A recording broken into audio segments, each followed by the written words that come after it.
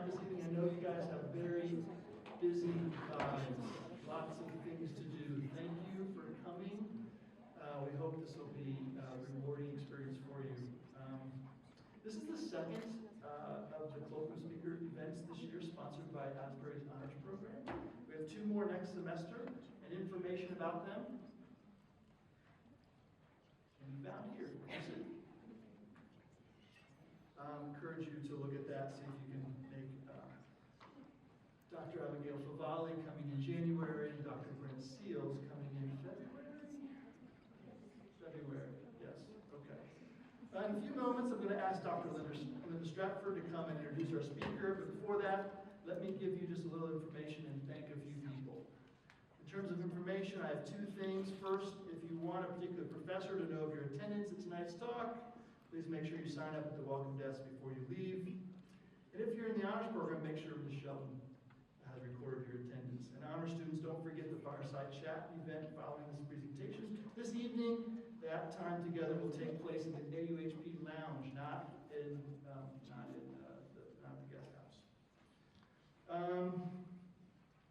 Second, at the conclusion of the presentation, we will set aside a few minutes for Q&A, so just keep that in mind. If you have some questions, we will create some time for that. In terms of gratitude, let me thank all those who have worked in support of this event. I want to thank the good folks in our Information Services Department for the setup, the FIS plan as well, those in StratCom who helped with promotion and interviews. And I want to thank Christine Endicott from the guest house. Also want to thank the honor students who helped with the setup and with the greeting. And a special thank you to Sally Shelton, our assistant director. Where's Sally? There you are. Who does so much of the behind-the-scenes work to make these events happen. So thank you, everyone.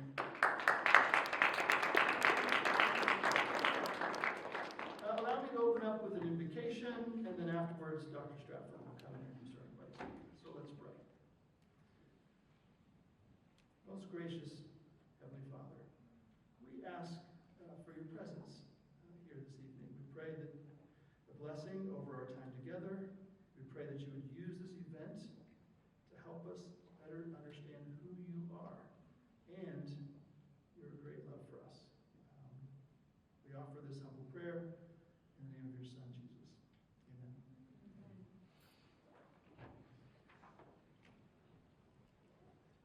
Hello, everybody. It's such a great turnout. I see a lot of my students in the room. We are so delighted as a community to be hosting a speaker that is dedicated to the integration of the visual arts and Christian faith. So shout out to the art department. We're looking good tonight, even better tonight. So we're just saying that just as we are enthusiastically so glad that Russ Ramsey is here. A little bit of bio. I'm taking this straight off the poster because I just met Russ Ramsey at dinner. But he is from Indiana, and says he's from the wheat fields of Indiana, and he went to Taylor, but that's okay. And then he went to Covenant Theological Seminary, that's very okay, it's all good. And then became a pastor. He lives down in Franklin, Tennessee, and is the author of, most recently, Van Gogh Has a Broken Heart, What Art Teaches Us About the Wonder and Struggle of Being Alive. And earlier, Rembrandt is in the Wind, Learning to Love Art Through the Eyes of Faith. Please welcome Russ Ramsey.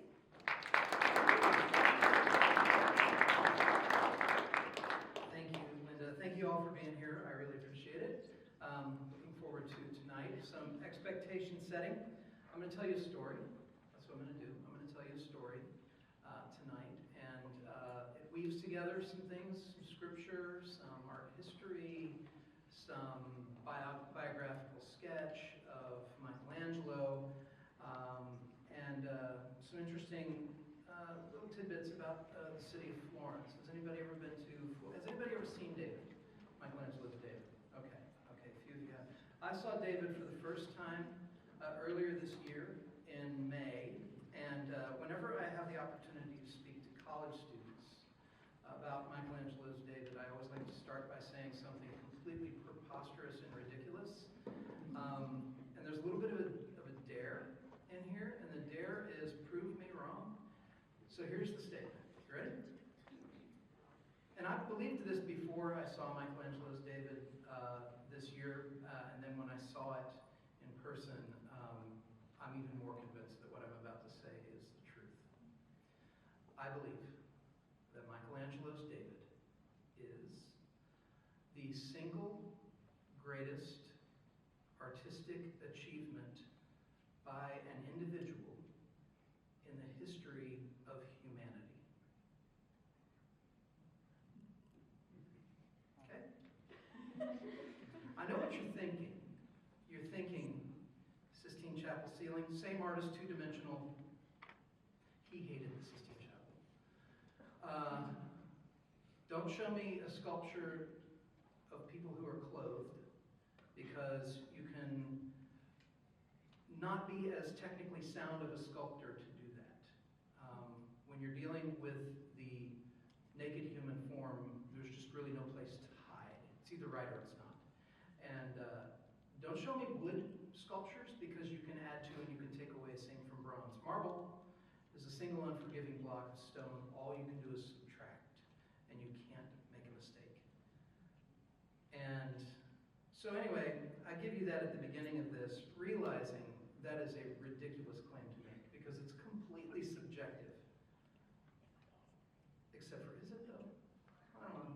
Nobody's ever been able to change my mind on that. So, I'll give you that kind of just by way of introduction to myself.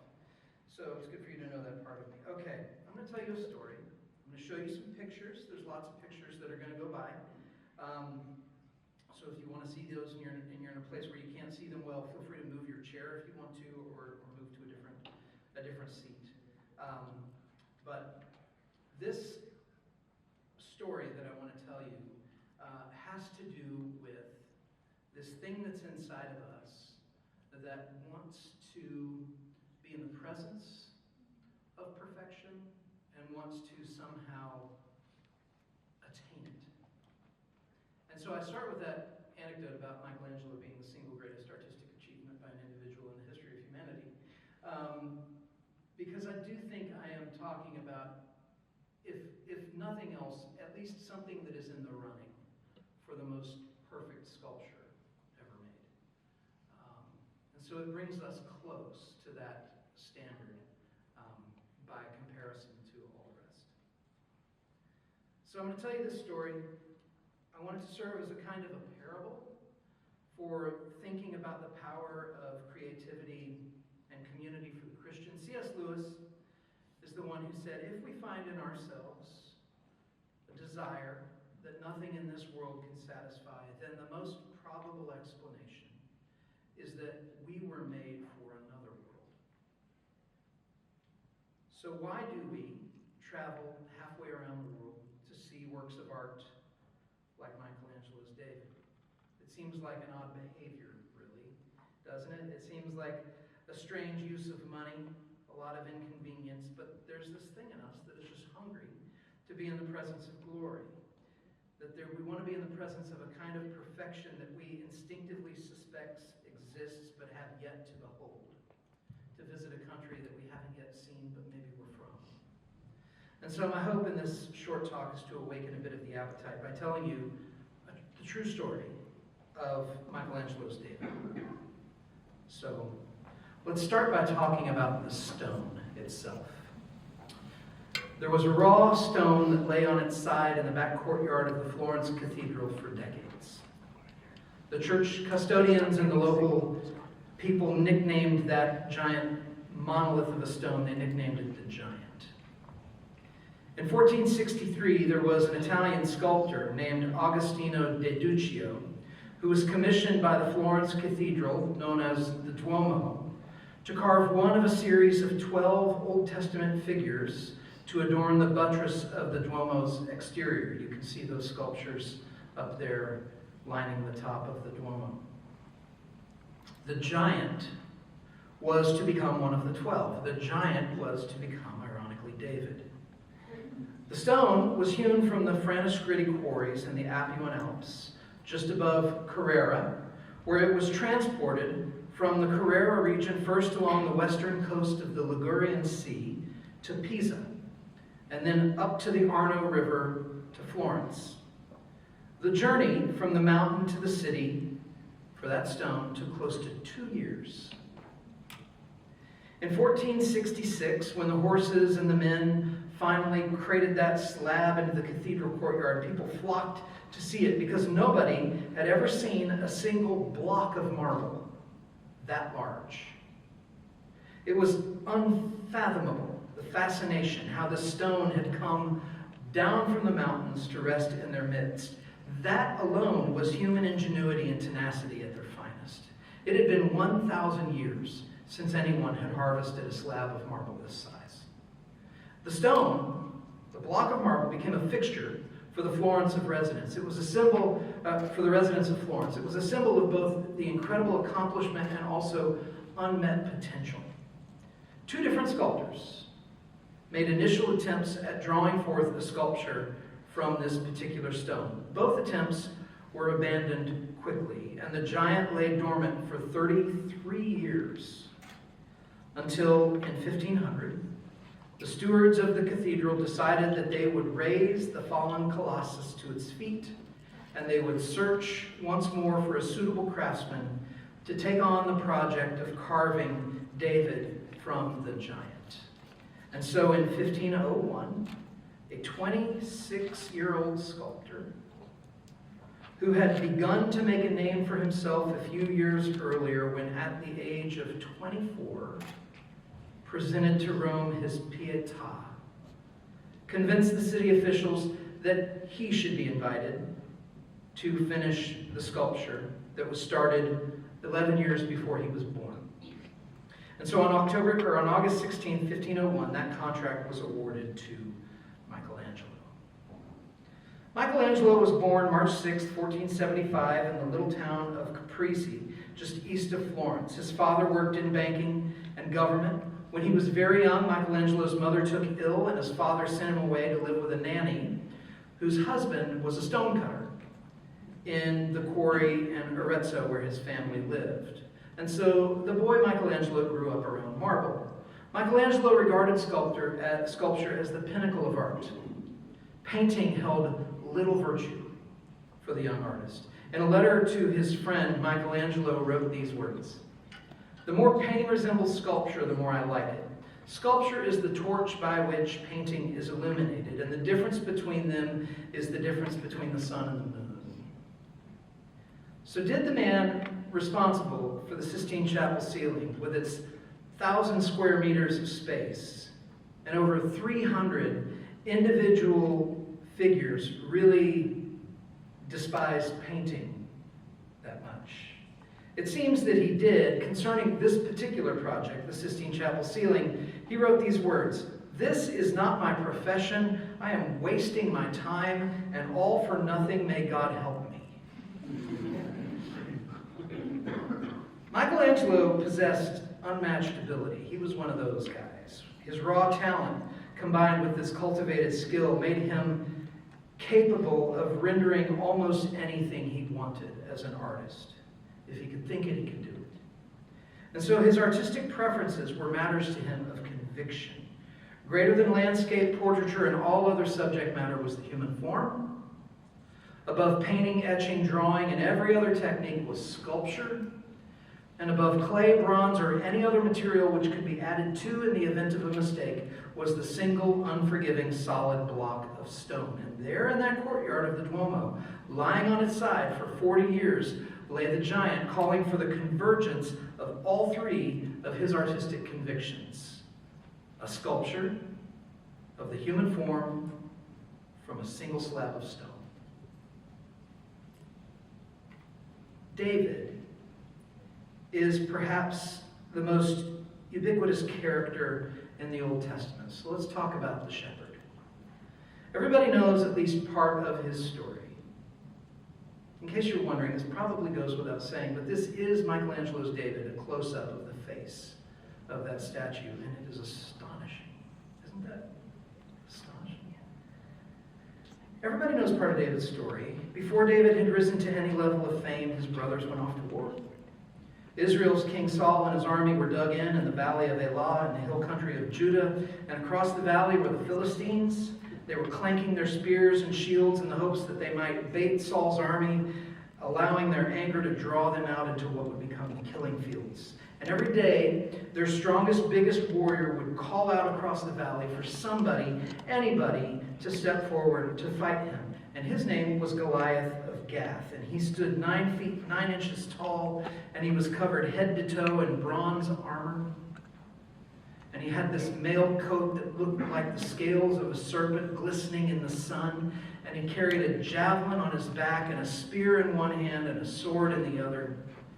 And he was a monolith of a figure as impenetrable as stone. And every day Goliath would call out, "Why have you come out for battle if you won't fight? Let's settle this man to man. Send over the best you've got. Let him come down to me. Winner takes all." And Saul and his military leaders could not produce one single soldier among them who stood a chance against the giant, because he was the perfect warrior.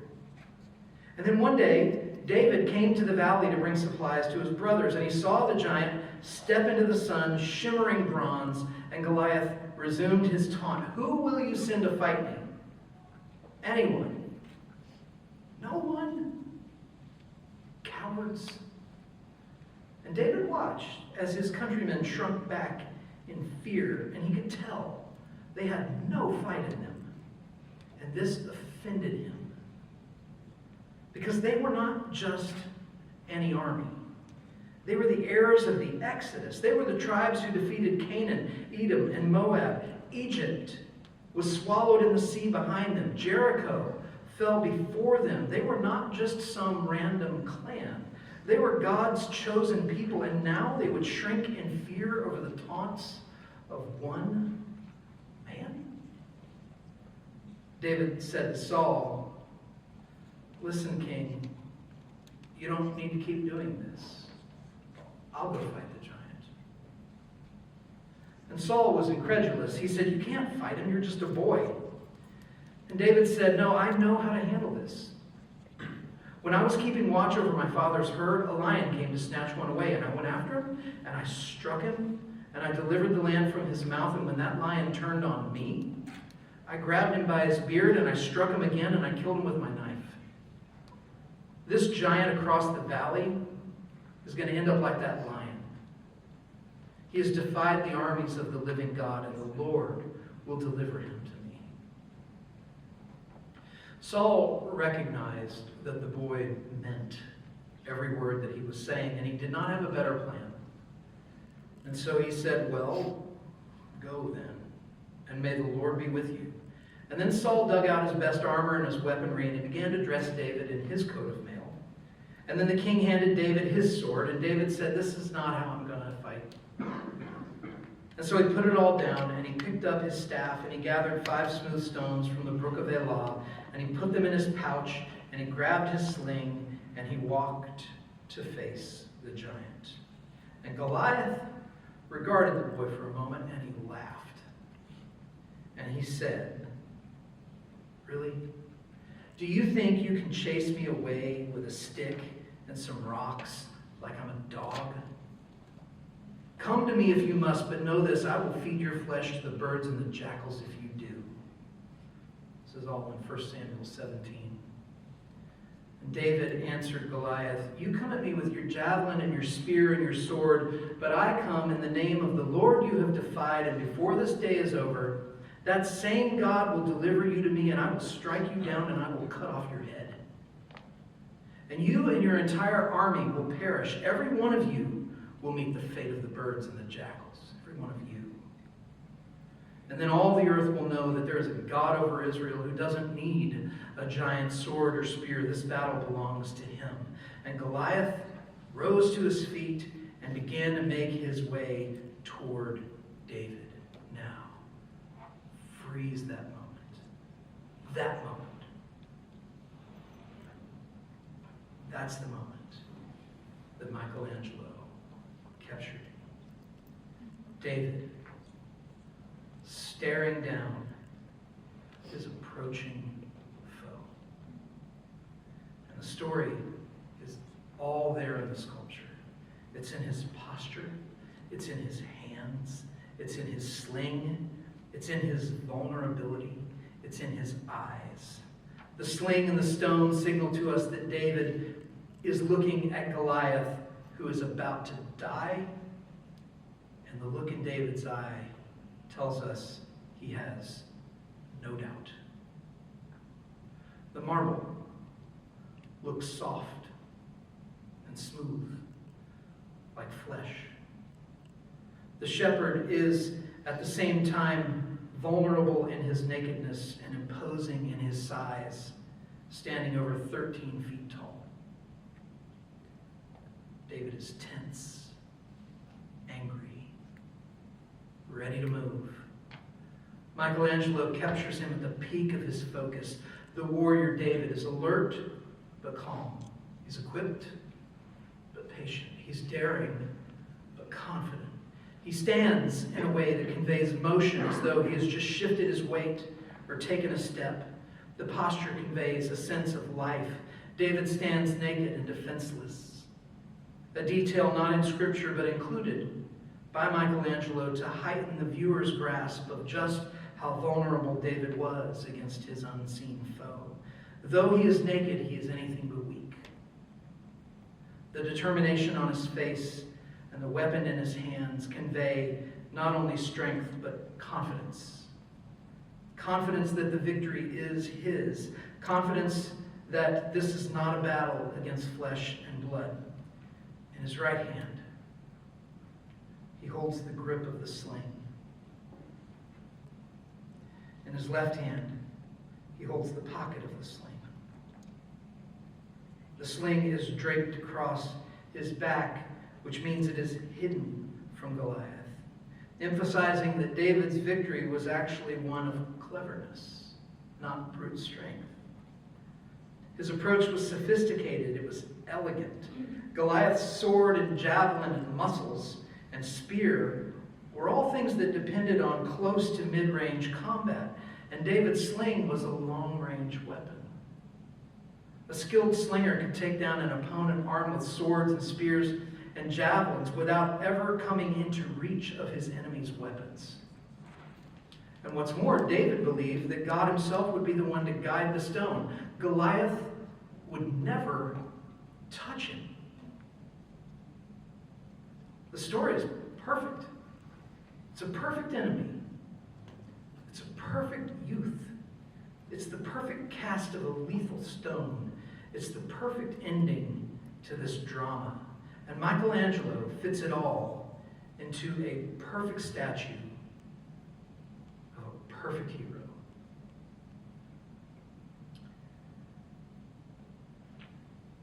In this life, we work with what we're given. You work with what you're given, I work with what I'm given. No one is perfect. We live in a world of limits.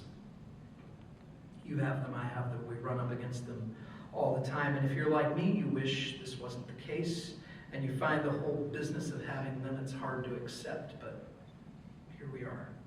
They are a fact of life. They're part of God's design. And one of the beauties I see in this part of God's design is that the limits you and I have, our need for other people, end up producing results. Beautiful, helpful, unexpected results that none of us on our own would have known how to create or even thought to create. The story of how Michelangelo's David came to be helps us see this. This statue began with limits. Michelangelo's statue would be limited to what the stone itself could accommodate, its dimensions. When he began, he would have to adapt to the work of two prior sculptors who took hammer and chisel to the stone and made creative choices and technical mistakes that would determine what Michelangelo could and could not do. One of them chiseled a hole through the stone in order to aid the process of transporting it. That hole determined how David would have to stand. because it ran between his legs. That stance would affect then everything about the end result. Not only the composition of the piece, but also its structural integrity. Michelangelo was given a block of marbles that others had had a hand in shaping before he got to it. Is this not a metaphor for life? Is this not a metaphor for living? Is this not a metaphor for ministry, for growing? We work with what we're given, and we live in a world full of limits. How different would Michelangelo's David have been if he began with a virgin stone? What artistic choices would he have made otherwise if he could have made any choice he wanted? Would that sculpture be as beloved as the one we've been given? Michelangelo chipped away at the stone set before him. He had to accommodate the vision of other sculptors. He had to accommodate the dimensions handed down by the stonemasons who first hewed the giant from the Tuscan Alps. He also had to accommodate the written word of Scripture. The story of David was not his to invent. These constraints played a role in drawing from that stone the shepherd that Michelangelo had read about and imagined. And some of those choices had already been made for them. And had they not been, we would not have Michelangelo's David. We would have something else. But that's not what happened. And so we have David. I cannot think of a single thing in my life that doesn't bear the touch of others. And you can't either. Of course, we wish that some of those chisel marks never happened. Those things that draw from us a plea for mercy. The ones that kindle a hunger for the renewal of all things. But other marks have been necessary to give us eyes to behold truth and beauty and goodness that we just wouldn't have known otherwise. Living with limits is one of the ways that we enter into beauty we would not have otherwise seen. Good work we would not have otherwise chosen. Relationships we would not have otherwise treasured. For the Christian, accepting our limits is one of the ways that we are shaped to fit together as living stones into the body of Christ. And that means as much as our strengths are a gift to the church, our limitations are a gift to the church too.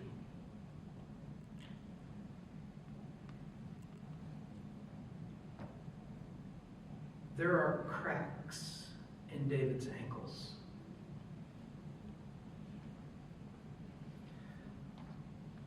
For over 500 years, nearly 2,000 pounds of marble have been pushing down on David's legs. And yet he stands through centuries of sun and rain and tremors of thunder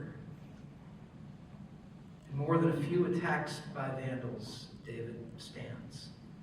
But David stands on a bit of a tilt, which adds to the torque and the pressure of his weight on those tiny little fissures in his ankles. In almost immeasurable ways, those fractures are growing, working their way up his legs. And this deterioration in the marble cannot be reversed.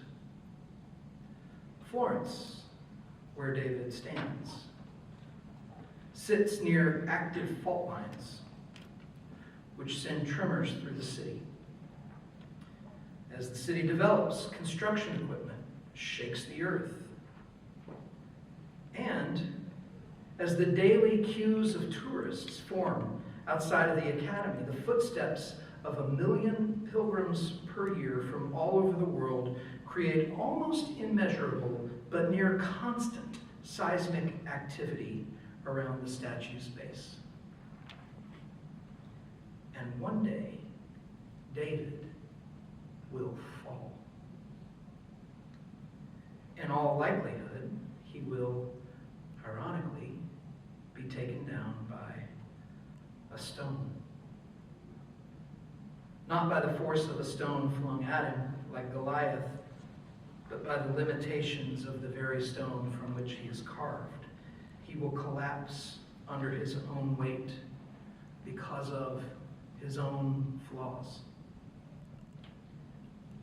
One of the many fractures will cause a catastrophic failure in the compressive integrity of the marble, and the weight of his upper body will begin to shift, and pressure and torque and momentum will finish the job. What will that be like?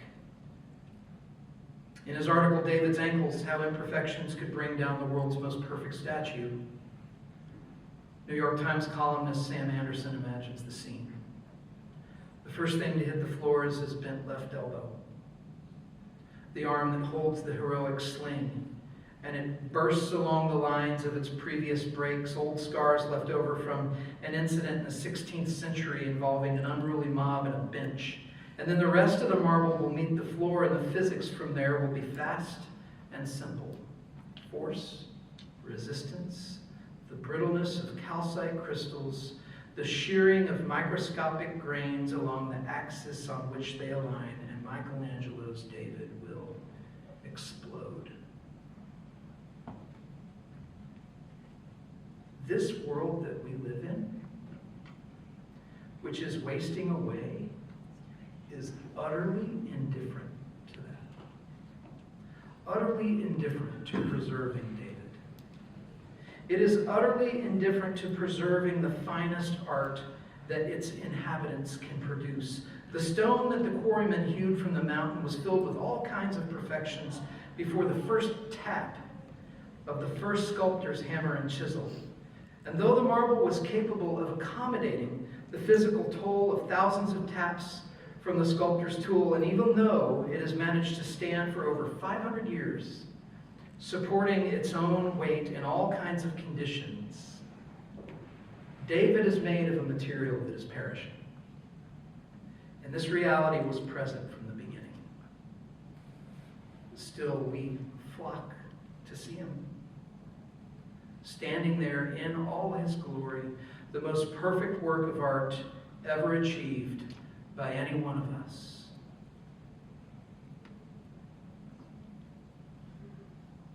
There's a detail that I came across in my research of David that I can't shake. Remember the 1 million tourists a year who shuffle around the base in this now enclosed dome, his own rotunda? There is a gloss on David's exterior that is, in part, human skin. How?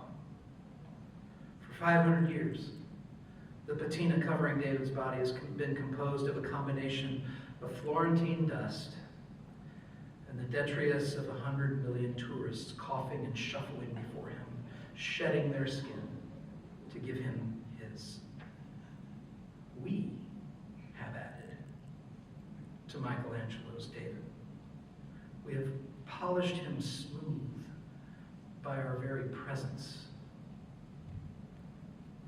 We, who bear the image of God, have taken this man of stone and we have given him a dusting of flesh. We save our vacation days and we plan our itineraries and we make our way across the ocean and over mountains and through cities and down long stretches of highway that span the countryside to take our place in line, to catch a glimpse of the deeper glory we were made for. We go to the National Gallery in London, we go to the Met in New York City, we go to Rijksmuseum in Amsterdam, and we go to the Academy in Florence. We go to the Grand Canyon of the American West, the Giant's Causeway of Northern Ireland, the forests of East Asia, and the islands of the South Pacific. We go to a pizza place in Brooklyn, and a pub in Oxford, and a vineyard in the Sonoma Valley, and a cafe in Paris. Why? All to join we who are perishing to something that feels like eternal glory. All to get closer to that. Thank you.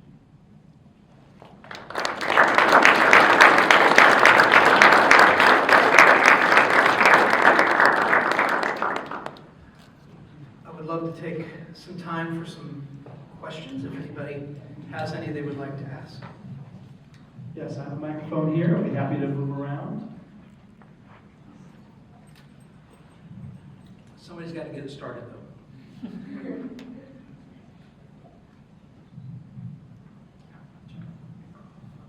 Thank you. So, how did you get started on researching David? Like, what was the inspiration for researching all of this? Yeah, I was not an art major in college. So I've been paying attention and reading about art ever since I was in middle school and high school. And I just have kind of found my way from artist to artist as I've read things. But a lot of the way that I found my way to David is through curiosity. I wondered about the sculpture and wanted to know the story. And as I started to get into the story, became fascinated with all the things, like the thing about the cracks in his ankles and the dusting of human flesh and all that stuff that's true about him. Just made it really like compelling. Like I wanted to understand why this sculpture. You know, there's so many sculptures in the world that are revered, Pietà and others, but this one has its own rotunda, so it was a special piece. And I'd heard people say, "Oh yeah, it's just the greatest sculpture in the world." And my initial reaction to that was, "No, it's not. It can't be. It's not even the top 10." And I've since changed my mind. But a lot of the way that I've learned about, most of the art that I've learned about is just by kind of chasing the story. And the other thing that I do, which I would highly recommend, is used bookstores like McKay's. I don't know if McKay's here, but used bookstores are great places to get books about art.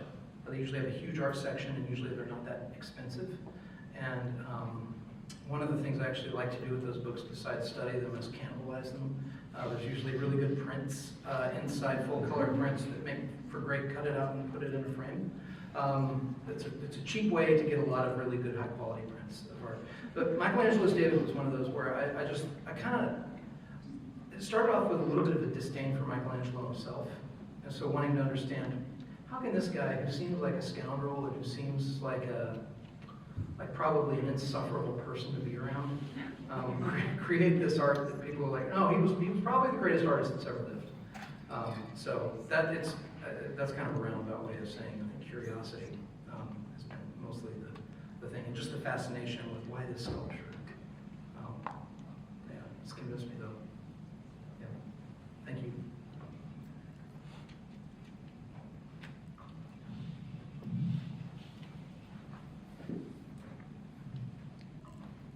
So how did you change your mind from it not even being in the top 10 sculptures in the world to being one of the most perfect sculptures that you've ever seen or that ever has been? Mm-hmm.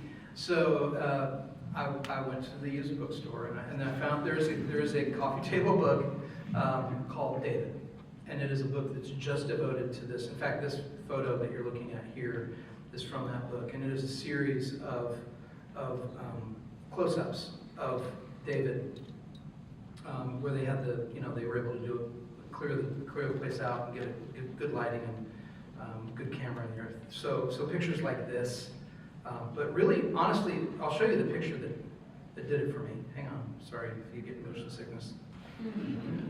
That one right there, that hand. When I saw that photo of that hand, I thought, wait a minute, we're dealing with something a little bit beyond. And yeah, so that was it. I think seeing detail of it really changed my mind. Although I do want to say, I'm a little tongue-in-cheek when I say it's the greatest work of art. I think it is, but also I don't think it's a great way to think about art. I think it's a better way to think about art is take it as it comes. Some works of art are not trying to be the greatest ever. They're just trying to say what they're trying to say. And but Michelangelo's David, there's something so perfect and complete about this statue that is there are just no mistakes, and it's just crazy. It's amazing. Yeah. We have time for a few more questions.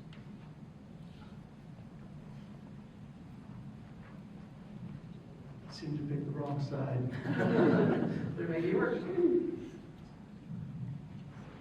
I think when you look at David, you see the excellence in art and craftsmanship that has come from the Christian tradition. And it seems now that a lot of people from the outside look at contemporary Christian art as just a poor imitation of secular art. So I guess what I would like to hear your perspective on is, how do we return to that standard of excellence to give God the glory and to direct people towards our worldview? I love this question. A little background on me. I have spent a lot of time in the world of Christian art and Christian music. I'm very, very, very familiar with that world. I worked for a while with a guy named Charlie Peacock, who's a record producer and songwriter. If you're familiar with a band called the Civil Wars, he discovered them and recorded them. The other bands I could mention are probably so old you've never heard of them.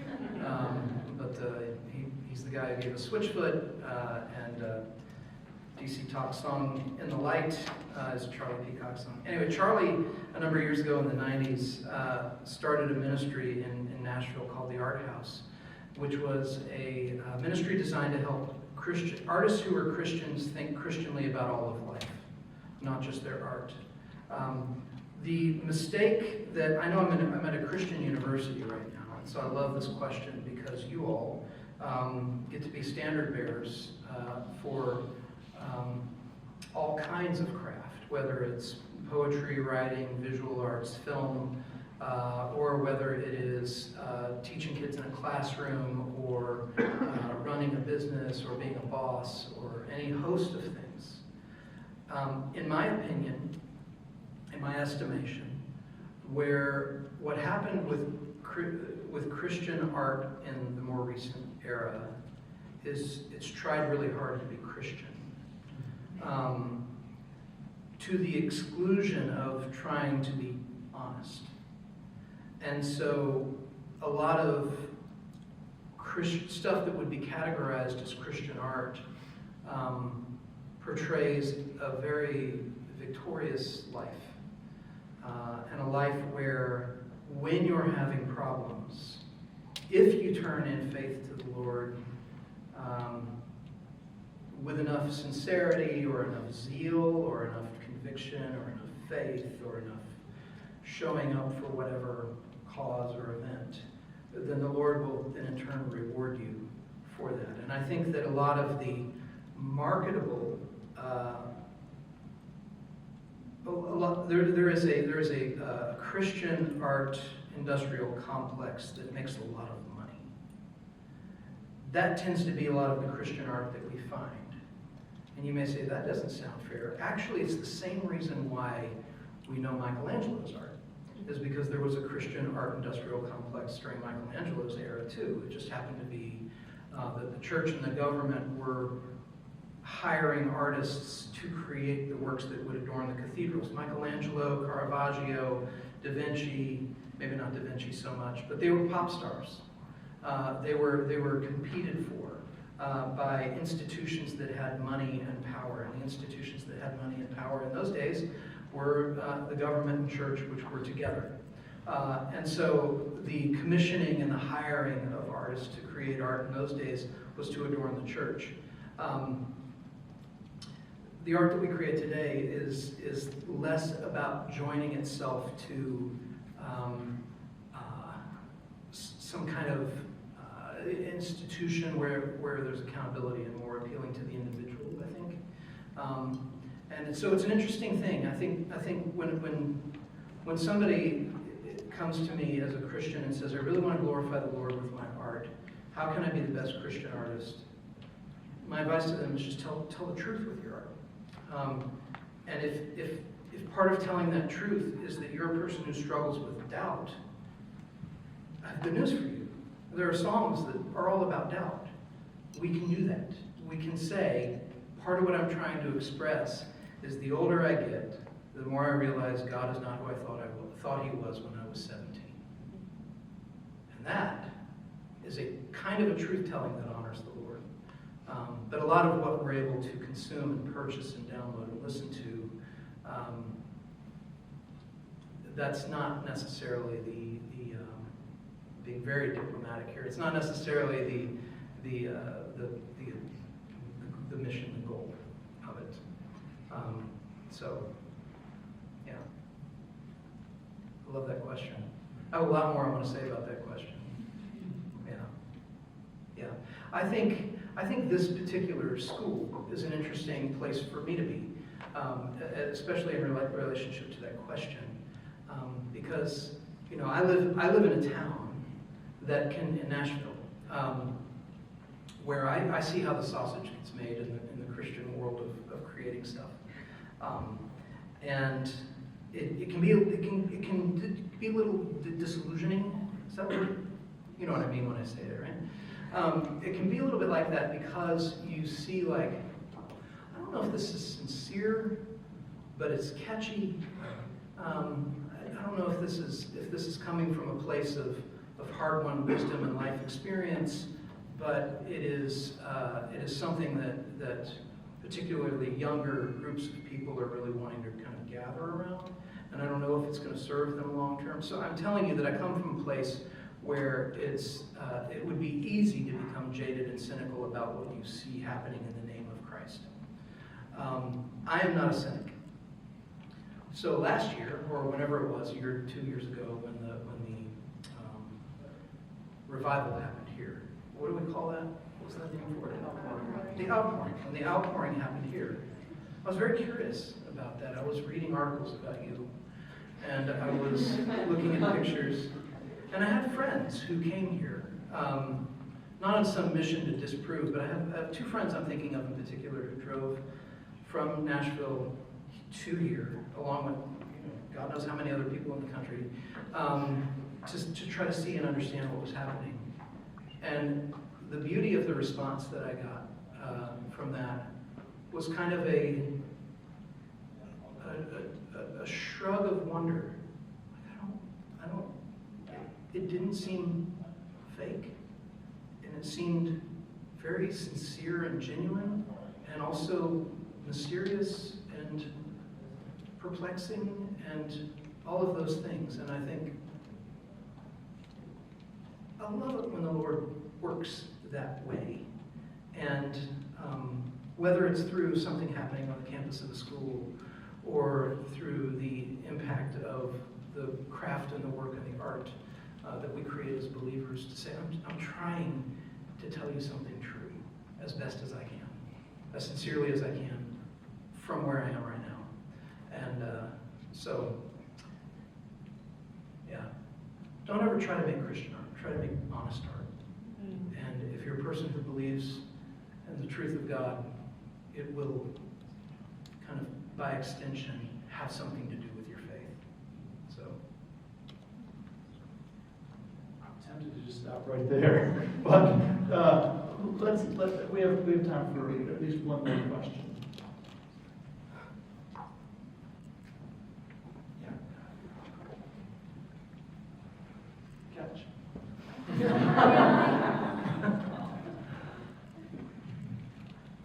So my question is, there's so many different stories about David and so many different moments that you could have chose to portray him. yes. And an alternate one that I really like the image of is whenever the Ark of the Covenant is brought back into Jerusalem and David is just dancing, worship, and joy in the moment. And I'm just like wondering, like, and there's just like, what could have led to this moment with Goliath versus that moment of worship? Like, what sort of things could have been going through Yes. that led to that? Any political science majors here? Is that a thing you got in school? What was happening was Florence was in a different, I don't know what you would call them, province than Rome, and they were not unified. And part of adorning the buttress of the cathedral in Florence with Michelangelo's David was the Duomo faces Rome, and David faced Rome. And Rome was the Goliath, and David was Florence. And for the longest time, what I didn't tell you about he was never obviously put up on the buttress of the Duomo for a number of reasons. One, because it was just too impressive of a sculpture. The other reason, though, was because they could not figure out how to get a marble statue like that up that high. All the rest of them were terracotta. And so what they did instead is they put David in the city square facing south. And so there was a geopolitical current to it being David getting ready to face Goliath. It would have been less politically poignant for it to be him dancing with joy. Instead, it was him ready to fight the giant. Subtle, but yeah, that's a lot of the reason. But two, I think the reason is because they wanted the statues to be instantly recognizable to non-literate people. And so you take the moment that would be so Moses has the staff, the 10 Commandments in his arms, Noah has a pair of birds, or I don't know, whatever it is, but something that instantly you look at it and you say, oh, I know the story. I know that person because I know the story. So that would have been a part of it as well. Yeah. Love it. Let's thank our speaker.